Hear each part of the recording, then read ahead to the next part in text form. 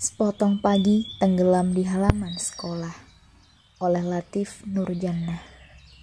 Pagi milik Halimah berawal dari kokok ayam jantan di pekarangan rumahnya. Ia adalah perempuan beranak satu yang enggan diboyong anaknya ke kota.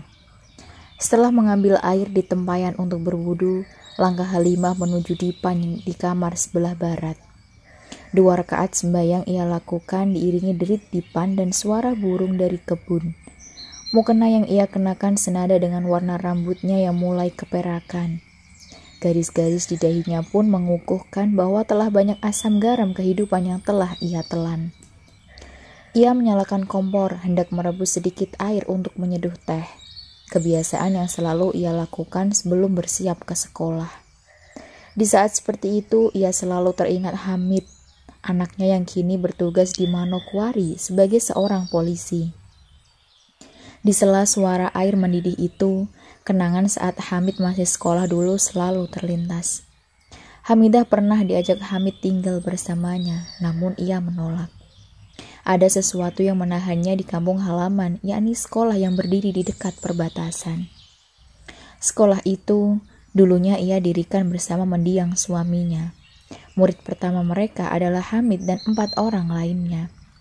Lambat laun, banyak orang tua yang memasukkan anaknya ke sekolah itu. Tidak lain karena sekolah negeri baru bisa dicapai setelah melewati 10 km perjalanan darat dan menyeberang sungai. Belum termasuk resiko jika musim hujan yang menyebabkan aliran sungai meluap-luap. Demi tak mau melihat kampungnya menjadi terbelakang, Halimah dan suaminya mendirikan sebuah bangunan beratap seng, dibantu beberapa warga. Setiap pagi sebelum fajar menyingsing, suaminya akan membersihkan lantai tanahnya dengan sapu lidi, membersihkan sarang laba-laba, kemudian menggelar tikar pandan sebagai alas duduk. Setelah Hamid, sekolah itu menjelma anak kedua bagi Halimah dan suaminya. Anak kedua itu pun lantas beranak pinak. Murid-murid Halimah semakin banyak. Kini sekolah itu bahkan sudah bertembok bata, mempunyai 4 guru dan memiliki meja kursi meskipun sampai sekarang belum negeri. Namun bukan itu yang membuat sekolah itu semakin berdiri kokoh. Hati Halimahlah tonggak yang membuatnya tak pernah goyah. Pagi milik Halimah berakhir dengan suara doa yang menggema dari balik dinding kelas. Halimah menutup doa anak-anak dengan ucapan salam, lantas berjalan pelan ke arah pintu keluar. Satu persatu muridnya bersalaman penuh takzim. Bersama seorang guru perempuan lain, ia merapikan meja kursi, menghapus papan tulis, lantas menyapu seluruh lantai. Semua itu adalah bagian dari hari-hari Halimah. Tanpa itu semua, seolah ada celah dalam menjalani harinya. Sesampai di rumah, sebelum ia sempat duduk di balai-bala rumahnya, seorang pegawai kantor pos muncul dari balik pagar bambu yang dikelilingi bunga menur. Dengan senyum amat sopan, ia memberikan sepucuk surat kepada Halimah. Surat dari Hamid. Dalam surat itu, layaknya ibu dan anak yang jarang sekali bertemu, pertama kali yang Hamid tanyakan tentu kabar ibunya. Pertanyaan yang hanya sebaris itu saja membuat Halimah selalu tak mampu membendung tetesan yang mengalir dari matanya. Titik-titik kecil kerinduan menjelma kerikil yang terasa sekali menyandung sanubarinya. Lewat surat itu juga, Hamid berkabar bahwa akan ada seseorang yang datang mengunjunginya. Seseorang itu tak lain adalah teman Hamid sendiri, juga bekas murid Halimah semasa perjuangan membangun sekolah di kampung itu. Ihsan berdiri termangu di depan sebuah rumah. Di antara sekian banyak perubahan yang terjadi di kampung itu yang ia lihat sepanjang jalan, satu-satunya yang masih bertahan adalah rumah itu. Jajaran bunga menur yang memagari bagian depan rumah itu membuatnya tersenyum simpul. Ia pernah bersembunyi di balik rimbun menur pada suatu siang saat bermain dengan Hamid. Sampai-sampai tubuhnya membengkak karena ulat bulu. Di ujung pintu berjarak beberapa meter, Halimah berdiri dengan senyum teduh. Matanya tak lepas dari sosok yang berada di dekat bunga-bunga menur miliknya. Berdiri tegap dengan selengkung senyum manis, Ihsan tampak sangat berwibawa. Apalagi postur tubuhnya yang tinggi tegap sangat serasi dengan setelan kemeja dan celana yang ia kenakan. Meskipun kemeja panjang berwarna biru laut itu digulung sebatas siku. Ihsan Wicaksana adalah teman masa kecil Hamid. Ia adalah bekas murid Halimah yang paling menonjol dibanding teman-temannya.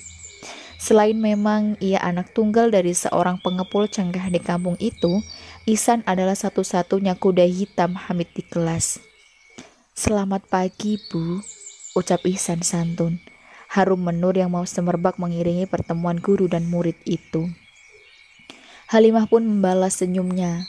"Selamat pagi, Pak Bupati. Mari silahkan masuk," ajak Halimah tak kalah sopan.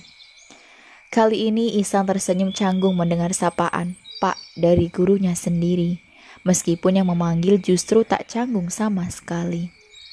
Halimah sudah terbiasa seperti itu jika bertemu dengan bekas murid-muridnya yang datang ke rumah. Banyak dari mereka yang lantas meminta foto bersama dengan pose yang aneh-aneh, apalagi murid perempuan.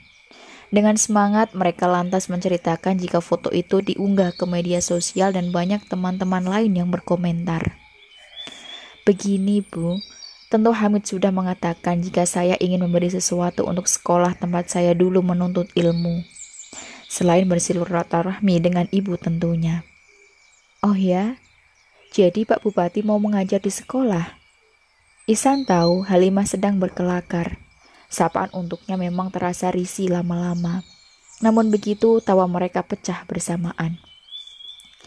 "Oh, jika ada waktu barangkali saya akan sering berkunjung ke sana. Tetapi kalau yang Pak Bupati maksud tentang pembangunan sekolah, seperti yang ditulis Hamid dalam suratnya, saya kira sekolah belum begitu membutuhkan, mengingat bangunan sekolah saat ini masih kokoh. Lagi pula yang saat ini saya butuhkan adalah seorang guru pembantu." Kata-kata Halimah membuat Ihsan surut. Niatnya untuk mengambil hati gurunya itu ternyata menemui sedikit kerikil tajam. Dalam hati, ia mengumpat sebab bisa mengendus aroma penolakan yang dilakukan Halimah. "Begini, Bu, jika Ibu merasa apa yang akan saya lakukan terlalu berlebihan, izinkan saya memberi sedikit tanda terima kasih. Satu bangunan kamar mandi saya kira tidak terlalu berlebihan," ucap Ihsan. Halimah terdiam beberapa saat. Banyak hal yang ia pikirkan. Jauh sebelum Ihsan datang dan setelah menerima surat dari Hamid, ia memang sudah menduga akan ada suatu maksud dari kedatangan bekas muridnya itu. Jika saja Ihsan bukan siapa-siapa, barangkali ia bisa menerima maksud itu dengan mudah, tanpa beban sebagaimana menerima sokongan dari seorang pejabat daerah. "Ibu bisa memikirkannya beberapa waktu," ucap Ihsan berusaha memecahkan keakuan suasana. Halimah berusaha tersenyum. "Baiklah," jawabnya pelan. Pertemuan dua orang itu tidak lebih dari 1 jam. Setelah menghabiskan 1 gelas teh dan berpamitan, Ihsan bergegas pulang. Sepanjang jalan di dalam mobil ia teringat bagaimana ketelatenan Halimah saat mengajar dulu. Masih lekat di benaknya. Halimah bahkan pernah menjadi buruh petik cengkeh di kebun orang tuanya di saat libur sekolah. Ia dan Hamid akan bermain sepanjang hari di kebun itu. "Bagaimana?" Sebuah pesan tertera di layar ponsel Ihsan dari seorang anggota tim suksesnya. "Lancar, syukurlah." Halimah tiba di sekolah dengan wajah masam. Meskipun anak-anak bergantian mencium tangannya dengan takzim, pandangannya tertuju pada gundukan pasir dan beberapa karung semen yang berada di ujung halaman. Seorang tukang yang baru saja selesai menurunkan pasir itu dari bak truk tersenyum ketika melihat kedatangannya. Ia mengatakan jika semua bahan itu dari Pak Ihsan, bupati yang saat ini tengah menjabat dan hendak menjadi kandidat di pemilihan berikutnya. Pagi yang biasa rekah di halaman sekolah kini terasa redup bagi Halimah. Bayang-bayang Ihsan selalu hadir di matanya. Ia tak pernah lupa. Orang tua Ihsan pun, yang saat ini tinggal di kota yang sama dengan Ihsan, dulunya ikut berjibaku mendirikan sekolah itu. Bagaimana jika Ihsan memang benar-benar ingin memberi sedikit tanda terima kasih untuknya? Rasanya sangat tak pantas jika ia menolak niat baik itu. Kemelut hati Halimah di pagi itu sedikit tersibak oleh kedatangan pegawai pos yang mengantar surat Hamid. Setelah kabar ibunya tentu saja, Hamid menanyakan tentang kedatangan Ihsan. Hamid memang tak terlalu sering menghubungi ibunya lewat telepon jika tak ada sesuatu yang sangat mendesak. Semua lantaran sinyal yang susah didapat. Lagi pula, Halimah sendiri lebih suka membaca deretan kalimat di dalam surat daripada harus membaca lewat pesan singkat di layar ponsel yang tulisannya amat kecil. Ibunda, saya bertemu dengan Yudi beberapa hari yang lalu. Salam takzim darinya untuk Ibunda. Kalimat penutup di surat Hamid itu membuat ingatan Halimah melayang kembali. Ihsan sejenak hilang dari pikiran. Yudi, bukankah Ihsan, Yudi dan Hamid memang selalu bersama saat sekolah dulu? Ya, Yudilah nama anak lelaki yang sering menangis ketika Ihsan dan Hamid mendapat nilai bagus. Yudilah yang kerap tak mau ditinggal ibunya ketika mengantar ke sekolah. Ialah murid yang menuntut kesabaran Halimah lebih panjang, ketulusan Halimah lebih luas. Oh, betapa Halimah merasa sangat berdosa sampai-sampai ia tak ingat dengan Yudi. Terlebih ia adalah teman Hamid, anaknya sendiri. Suatu pagi, saat Halimah baru saja turun dari sembahyang, seseorang datang dengan tergopoh ke rumahnya. Bu, panggilnya dengan suara parau. Ya, siapa? Saya, Bu. Bu. Ya, sebentar. Halimah melongok lewat pembatas kain yang menutupi kamar. Oh, Bu Nia, ada apa sepagi ini datang kemari? Tanya Halimah. Ibu harus ke sekolah sekarang juga. Ada apa, Bu? Bu Nia semakin terlihat resah. Guru muda yang menemani Halimah mengajar di sekolah itu rupanya tak sanggup menjelaskan apa yang justru ingin sekali ia katakan sebelum ke rumah Halimah tadi. Mari, Bu. Bu Nia berbalik badan. Halimah menyusul di belakang. Degup jantung Bu Nia hampir-hampir tak beraturan. Resah tak mampu lagi ia sembunyikan manakala suaranya mulai bergetar. Di pagi yang sedikit berangin itu, bentangan tali berwarna kuning melingkari sekolah mulai dari pagar halaman hingga belakang bangunan. Bahan bangunan kiriman Ihsan yang terkonggok di pojok dililit beberapa tali berwarna kuning itu. Lutut Halimah lemas. Apalagi suara isak Bunia tak mampu ditahan lagi.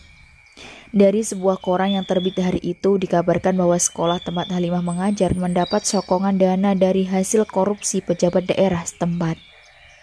Saat ini pejabat tersebut sedang dalam pemeriksaan polisi. Beberapa anak terpaksa pulang setelah mengetahui sekolah ditutup sementara. Wajah Ihsan terpampang jelas dalam halaman depan koran hari itu. Hari itu, sepotong pagi benar-benar tenggelam di halaman sekolah. 3 hari setelah itu, di suatu sore yang diiringi gerimis tipis, seseorang datang ke rumah Halimah. Setelah pemeriksaan yang dilakukan kepadanya, hari-hari Halimah terasa semakin nelangsa. Mengharapkan kepulangan Hamid tentu bukan hal yang mudah. Tetapi sosok yang kini berdiri di ambang pintu itu mengingatkan Halimah pada Hamid, sebab perawakan mereka yang hampir sama. Hanya saja barangkali kulit Hamid sedikit lebih gelap. Seseorang itu mengembangkan senyum sembari sedikit menundukkan kepalanya. Ketika melihat Halimah mengernyit, senyumnya justru semakin lebar seolah menertawakan kebingungan pemilik rumah. Namun, kemudian ponsel Halimah bergetar. Meski awalnya ia enggan menjawab panggilan itu, dengan isyarat tangan, tamu itu menyuruh Halimah untuk menjawab teleponnya. Sudah sampai, Bu. Suara Hamid terdengar putus-putus. Halimah justru berbalik kepada tamunya, diiringi senyum yang kini terkembang di bibir kedua orang di ambang pintu itu. Ada sebuah kenangan masa lalu yang lambat laun tergambar di ingatan Halimah. Yang kini berada di hadapannya lantas menjabat dan mencium tangannya berulang-ulang, tak lain adalah anak yang dulunya sering menangis jika Hamid mendapat nilai bagus. Sesuai surat Hamid beberapa waktu sebelumnya, ia memang bekerja menjadi seorang pengacara profesional. Izinkan saya mendampingi ibu, kata Yudi penuh takzim. Halimah mengangguk. Ia tak mampu berkata-kata meskipun matanya berkaca-kaca.